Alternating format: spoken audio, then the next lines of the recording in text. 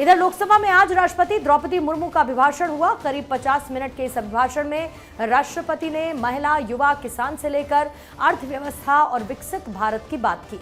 साथ ही ये भी कहा कि पेपर लीक माफिया को सख्त सजा दिलाने के लिए सरकार लगातार काम कर रही है। ये रिपोर्ट है।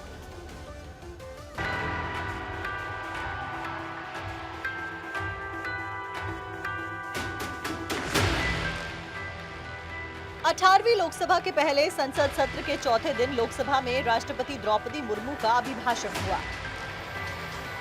करीब 50 मिनट के भाषण में राष्ट्रपति ने हर मुद्दे पर बात की। पेपर लीक करने वालों को कड़ी सजा दिलाने से लेकर आत्मनिर्भर भारत की तैयारियां बताई। इसके साथ ही नॉर्थ ईस्ट में शांति के लिए सरकार के प्रयासों का भी जिक्र किया और कहा कि अगले बजट सत्र में बड़े फैसले लिए जाएंगे। हाल ही में कुछ परीक्षाओं में हुई पेपर लीक की घटनाओं की निष्पक्ष जांच और दोषियों को कड़ी से कड़ी सजा दिलवाने के लिए मेरी सरकार प्रतिबद्ध है। संसद ने भी परीक्षा में होने वाली गड़बड़ियों के विरुद्ध एक सख्त कानून बनाया है। मेरी सरकार परीक्षाओं से जुड़ी संस्थाओं, उनके कामकाज के तरीके, परीक्षा प्रक्रिया सभी में बड़ी सुधार करने की दिशा में काम कर रही है।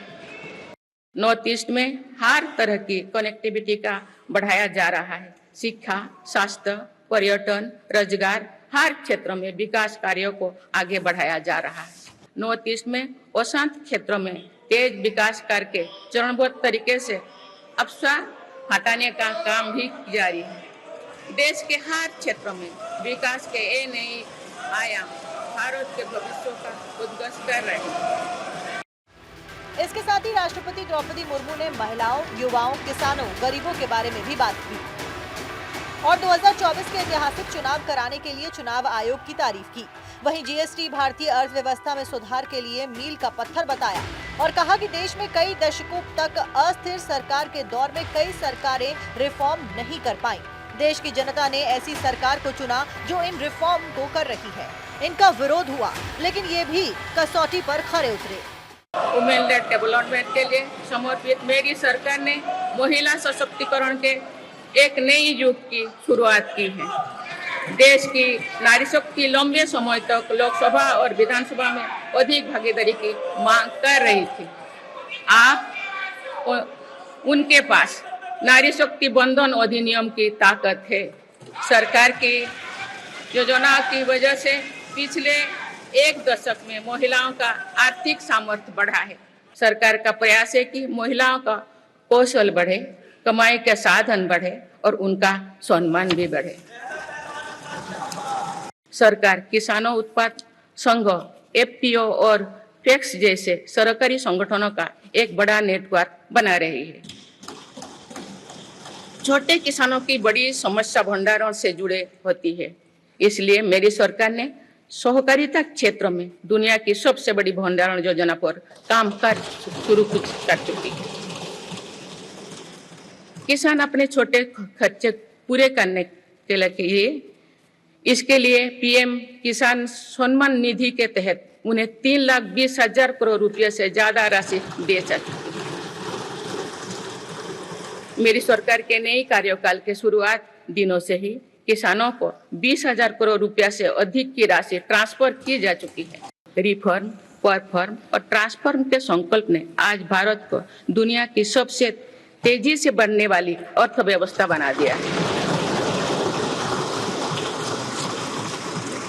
10 साल में भारत 11वें नंबर की अर्थव्यवस्था से ऊपर उठकर 5वें नंबर पर पहुंचा है। साल 2021 से लेकर साल 2024 के बीच भारत में औसतन 8% की रफ्तार से विकास किया है। आज भारत अकेले ही दुनिया की ग्रोथ में 15% का योगदान दे रही है। अब मेरी सरकार भारत को विश्व की तीसरे नंबर की इकोनॉमी बनाने में जुटी हुई है। राष्ट्रपति द्रौपदी मुर्मू ने इमरजेंसी को संविधान पर हमला बताया। साथ ही कहा कि आने वाले कुछ महीने में भारत गणतंत्र के रूप में 75 साल पूरे करने जा रहा है। देश में संविधान लागू होने के बाद भी कई बार हमले हुए हैं। 25 जून 1975 को लागू हुआ आपातकाल संविधान पर हमले का सीधा सबूत है, लेकिन देश ने इससे उबर कर दिखाया। को लोकसभा स्पीकर ओम बिरला ने अपनी पहली ही स्पीच में 1975 में कांग्रेस सरकार की तरफ से लगाए गए आपातकाल का जिक्र किया। साथ ही इसे लोकतंत्र के इतिहास का काला अध्याय करार दिया और आज फिर राष्ट्रपति ने अपने अभिभाषण में इमरजेंसी को संविधान पर हमला करार दिया। Bureau report, Bharat 24।